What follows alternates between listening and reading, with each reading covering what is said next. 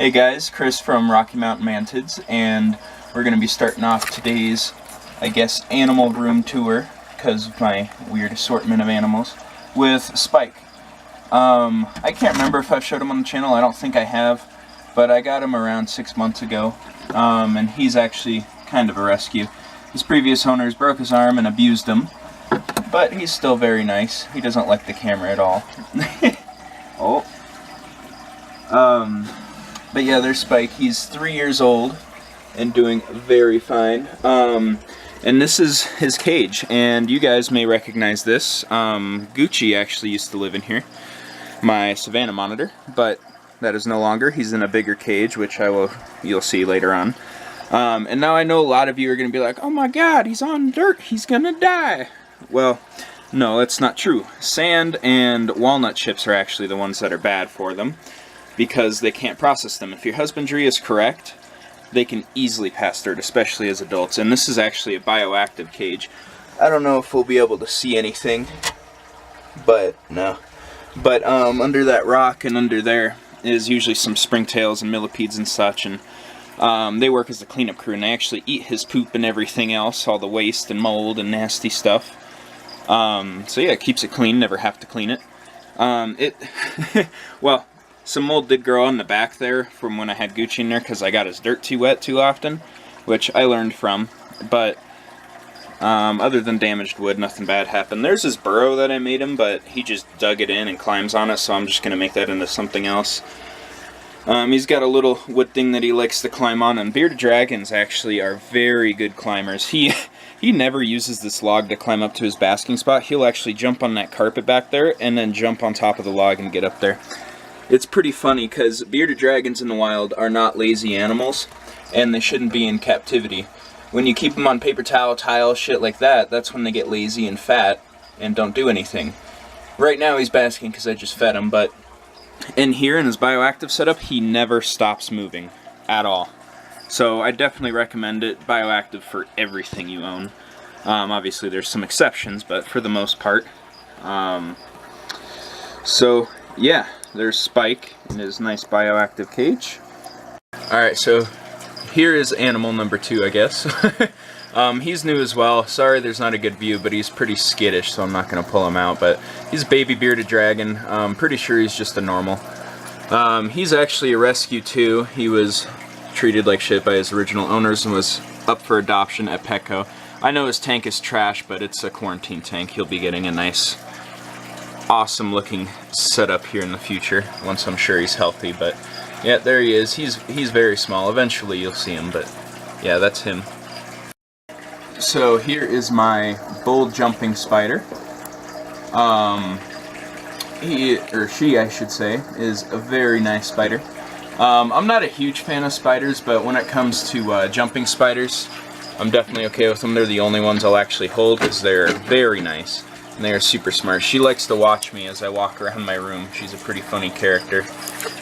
This is her setup, and it does look kind of trashy, but it works, and it's really effective. I just got some plants for foliage. She likes to hide in there. Got a little thing for climbing. That's more for the crickets, so she can see them easier when they climb around. Right here, I've got a tiny jumping spider, about half the size of her, but he's always hiding, so you won't see him. Got little Fallout bobblehead and a German snow globe. Over here I've got a little hammock spider that's chilling out. He doesn't do much, he just kind of sits there. I just threw in a cricket today and he destroyed it back there. So yeah, and he's very mean, so I won't hold him. Last time I held him he tried to kill me. And up here is actually a European mantis ooth, and I will sell them once they hatch. Which won't be for another couple of weeks, but there it is, it's doing good. And back there are some other spiders that I'm not going to mess with. Right here I got a little fruit fly culture, and yeah, I actually bought this one from Petco, but I got another one starting that I'm not going to show because it looks like crap. but it's working, so I'll show you eventually once it gets going good. But yeah, that's what I feed the baby jumping spider in there, and once the mantids hatch, that's what I'll be feeding them. And right here is actually my Springtails. I don't know if we'll see them. Yeah, you can kind of see them moving a little bit. They're hiding because I was dicking with them earlier, giving them food. As you see right there, I got some activated yeast for them. And that's what they like to eat. If you guys ever want to see me do a setup video on Springtails or something, let me know, and I'll hook you up. But yeah, that's what all's on top of here. That's what my tokay gecko, which you might see if I find him, was in. Now he's in a 55-gallon. So yeah, that's on top of Spike's cage. So next here we got my African cichlid tank. This is actually my breeding tank that the female's removed from because she's been bred with twice now and I don't want to kill her. Plus I don't think I can deal with more than 200 fry, but there's the male. He's a Venustus something or other, also known as a giraffe cichlid, but who wants to say giraffe cichlid? That sounds lame. Down here's the little female peacock cichlid. She's kind of shy, but she's just hanging out down there. Oh, you gonna come out? Nope. But yeah, that's all I've got in there right now. Actually, I do have a bristlenose Plecostomus because they stay around 6 inches, which is very handy, so you don't get a 2-foot-long suckerfish. They're not very friendly fish, at least these two aren't. The female's actually a lot more bold than these guys are, but yeah, that's their tank. It's very basic. I'm actually going to be removing that. It's hollowed out, and the fry are going to get that once they're bigger. Nice heater, a broken heater, and yeah, just a bunch of caverns. That's about it. So right here I've got a cool little concoction going. I'll move them into the light. I've got my breeding colony of centipedes going on. Oh, well, he just hid. Let's try not to get bit. Oh, there they are. I've got 7 in here now, I believe. And I just threw... Oh my, he's not happy. Yeah, they're very good diggers. But this is my breeding colony of centipedes. And I won't be selling the babies because there's like no market for centipedes. But yeah, just a cool little pet project I got. So right here I've got 3 of my Venustus fry. I messed up the first time, and oh, that's not working out. Well, there's 2 of them. The third one's hiding. They're kind of hard to spot sometimes, but only 3 survived because I caught the mom too late, and she already spit out her fry, so I could only save 3, but she's got 100 and she's in a tank on her own. So I'm just waiting for those guys to pop out.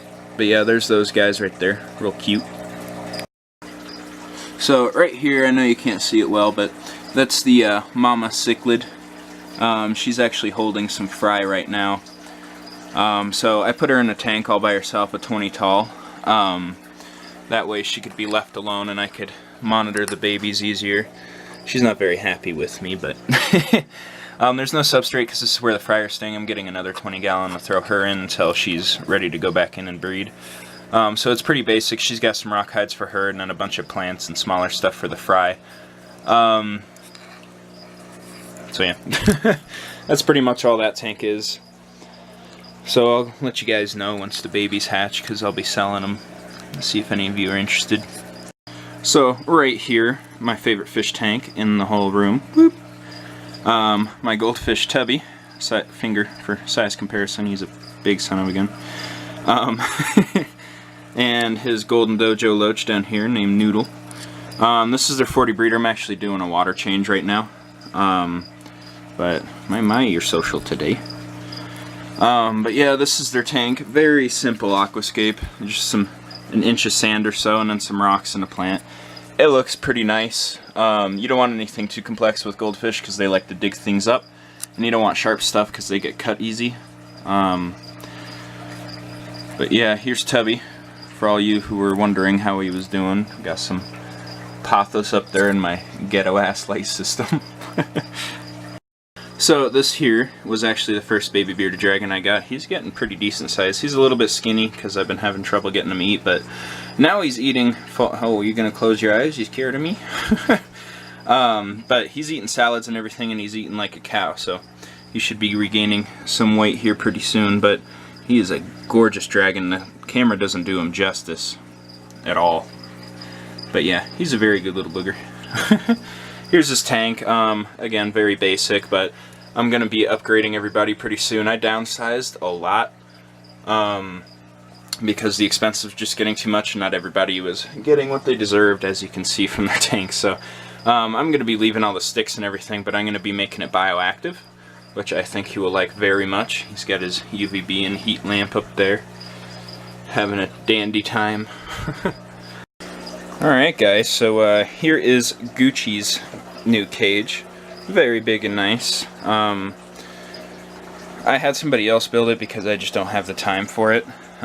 So he didn't put in a big window that would flip out like I asked, but that's alright because we still got a lid. It's a little bit of a pain in the ass to get in there, but you know, $60 worth of dirt still sitting on the ground. Well, I mean bags that I haven't cleaned up. And right here, 74% humidity, 81 on the cool side. Perfecto for a Savannah monitor. I'll lift up the lid for you guys, which weighs like 3,000 pounds, but he's got some logs to hide under, and I got some crickets running around. He's got some logs to hide under and dig under, climb on. He's got a water dish that I need to clean out. Ass loads of leaf litter. Then he's got a nice little incline going up, and he's got his basking spot with 3 bulbs, which is actually what you need for a Savannah monitor because one high wattage bulb is known to burn them. So yeah, here's his tank, or cage I guess. He's got 2 feet of dirt down there and then 3 feet up on the hot side because I didn't buy enough and I was too lazy to go buy more. So I built an incline. But yeah, and the guy also built vents, even though I specifically said to seal it, so next time I know I'm for sure just gonna build it on my own, but he still did a decent job and he is a nice guy, so I can't complain too much. So yeah, well, so loud. But yeah, that's Gucci, and I believe that is the last animal in my room. So yeah, hope you guys enjoyed.